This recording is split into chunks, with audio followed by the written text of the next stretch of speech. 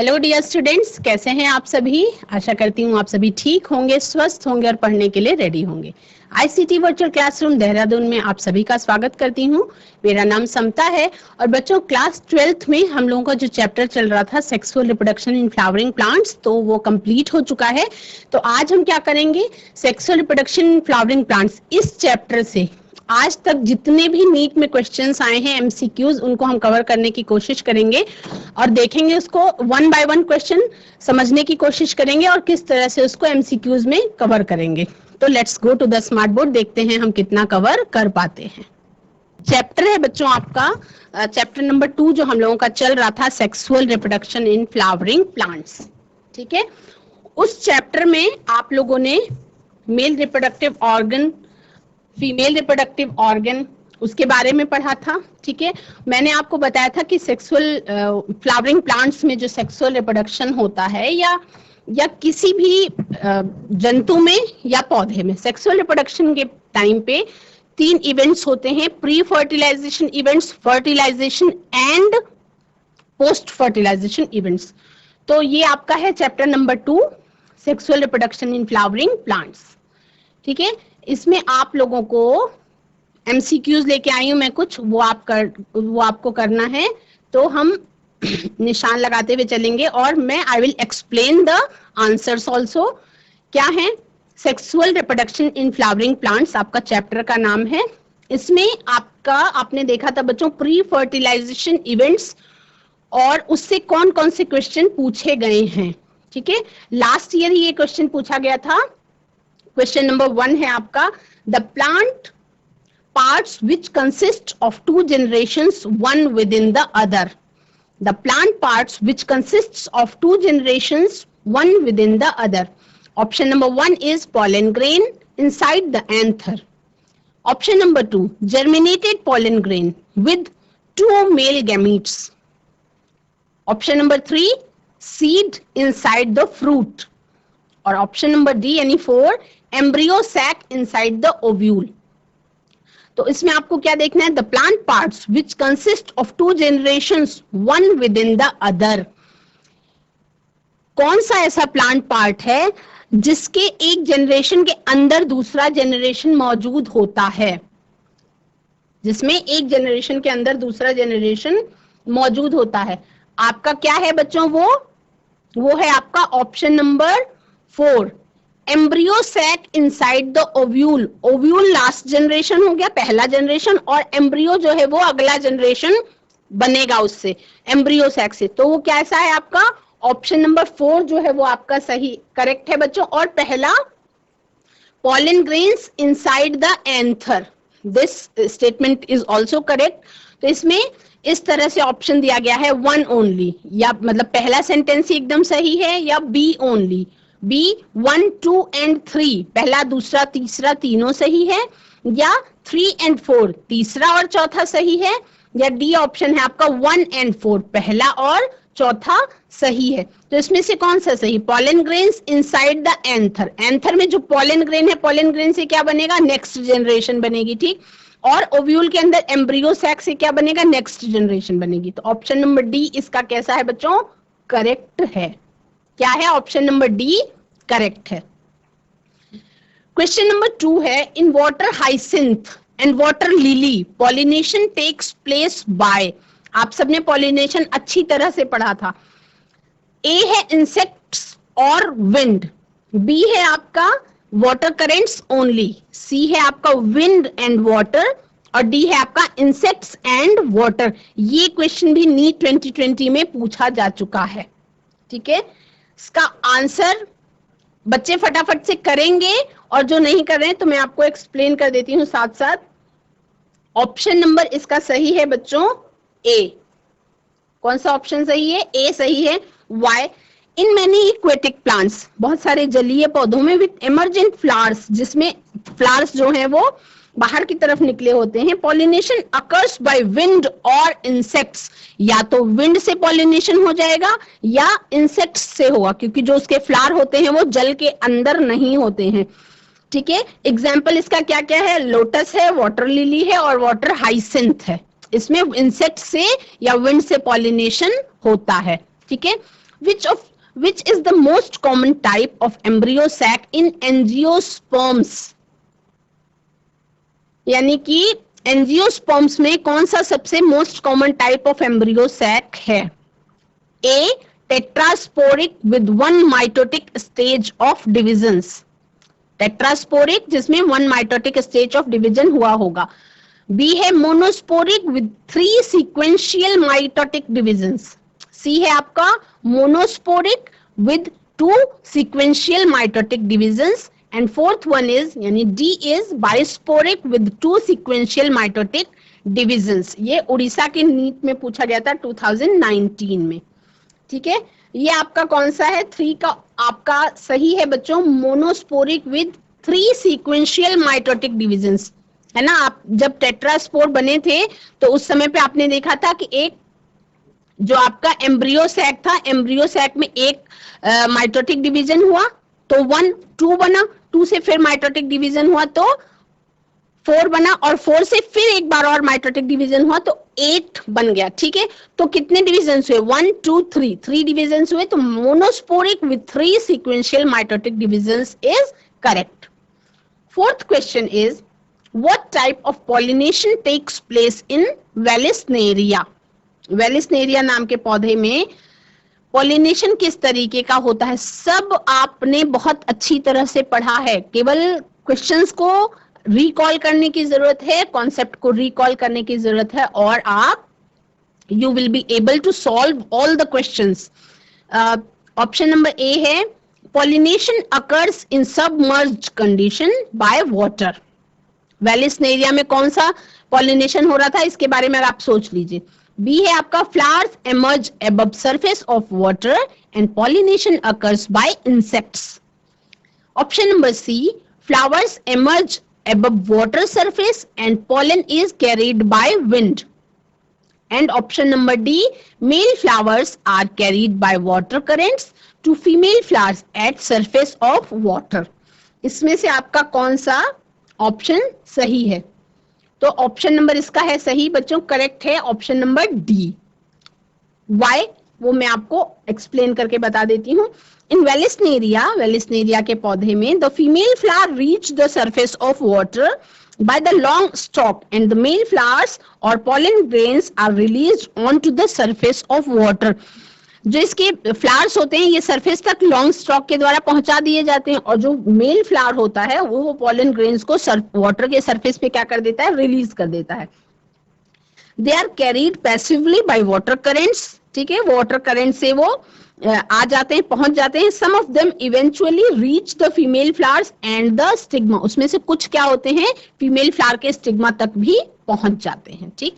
तो male flowers are carried by water currents to female flowers at surface of water, water surface पे, ठीक है। एक मैंने आपको पॉलिनेशन 2 तरीके का बताया था, एक जल की सतह पर और एक जल के अंदर, ठीक है। 2 तरीके का पॉलिनेशन भी मैंने आपको वाटर द्वारा जो हो रहा था वो बताया था। In which one of the following, question number 5 is, in which one of the following both autogamy and zytonogamy are prevented? इसमें कौन सा ऐसा है जिसमें ऑटोगैमी और जिटोनोगैमी दोनों? आपका क्वेश्चन नंबर 5 का आंसर है बच्चों पपाया। इसमें ऑटोगैमी और जिटोनोगैमी दोनों प्रिवेंटेड होती है, ठीक है। फिर आपका क्वेश्चन नंबर 6 देखते हैं हम। Pollen grains can be stored for several years in liquid nitrogen having a temperature of, just recall the temperature and tick out the, solve your question, question number 6. Question number 6 is, इसका option है आपका correct बच्चों -196 degree centigrade. क्या था मैं आपको याद दिला देती हूँ। pollen grains can be stored for several years, बहुत लंबे समय तक के लिए, in liquid nitrogen at the -196 degree centigrade. This is also known as, उसको क्या बोलते हैं? उस प्रक्रिया को, जिस प्रक्रिया के द्वारा ये सेव किए जाते हैं वो आपका क्रायो प्रिजर्वेशन कहलाता है। क्या कहलाता है बच्चों? Cryo preservation. जैसे जैसे सीमेन का प्रिजर्वेशन होता है इंसानों के लिए, उसी तरह से आपका पॉलन ग्रेन्स का भी प्रिजर्वेशन हो जाता है। तो ये होता है आपका लिक्विड नाइट्रोजन में -196 डिग्री सेंटीग्रेड पे, मतलब बहुत कम, कितना टेम्परेचर कितना डाउन रहता होगा। Question number 7 is which of the following has proved helpful in preserving pollen as fossils. ठीक, बहुत इजी क्वेश्चन है, जिसने भी पढ़ा उसको आएगा ही आएगा। Pollenkitt, option number B cellulosic intine, option number C oil content and option number D sporopollenin.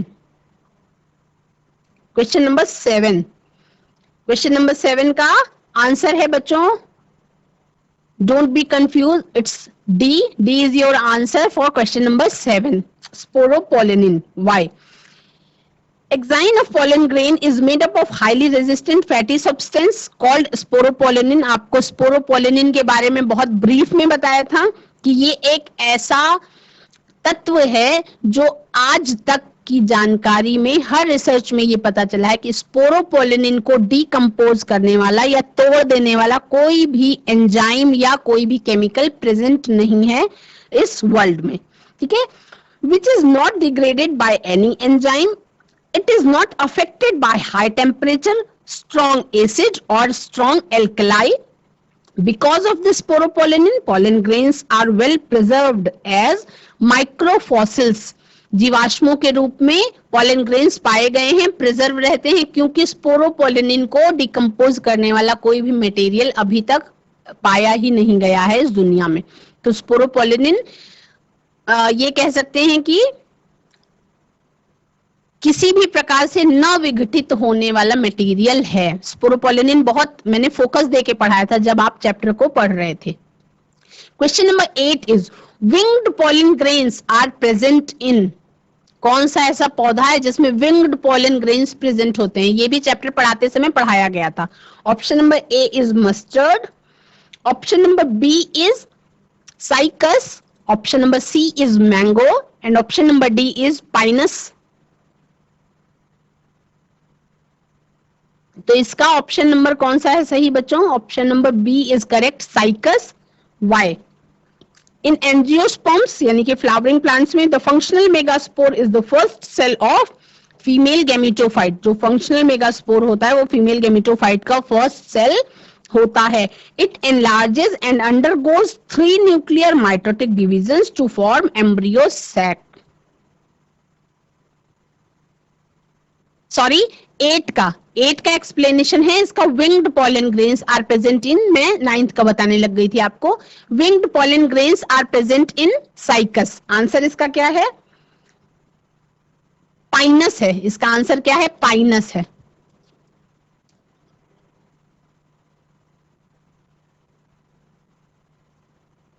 Question number 8 का आंसर क्या है आपका? पाइनस है। इसमें क्या है कि each pollen grain of Pinus, Pinus जो है बच्चों, जो आपका अनावृत बीजी पौधा है, उसका जो पॉलन ग्रेन होता है 2 wing like structures which enable it to float in air.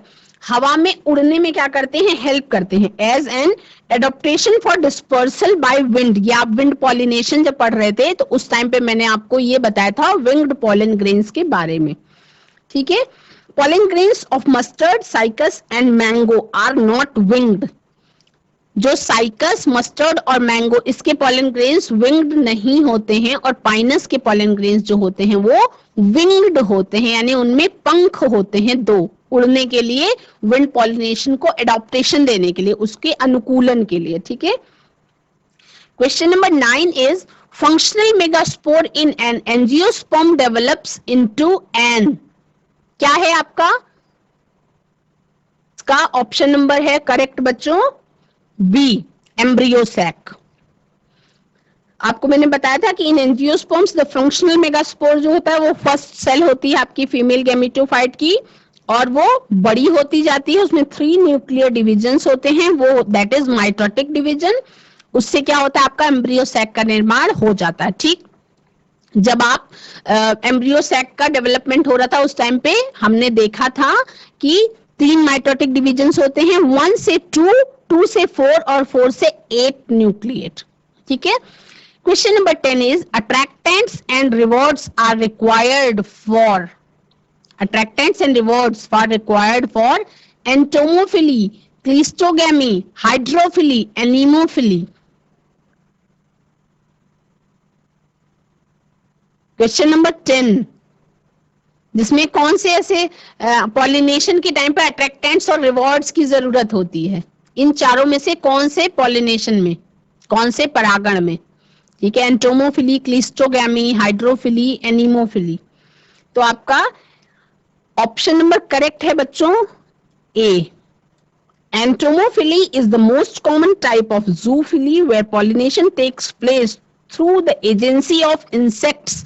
Insects के द्वारा जो पॉलिनेशन होता है वो आपका कहलाता है एंटोमोफिली। ठीक, entomophilous flowers are brightly coloured, चटक रंग वाले होते हैं, सिक्रीट नेक्टर और मकरंद का श्रावण करते हैं टू अट्रैक्ट विजिटिंग इंसेक्ट्स को अट्रैक्ट करने के लिए।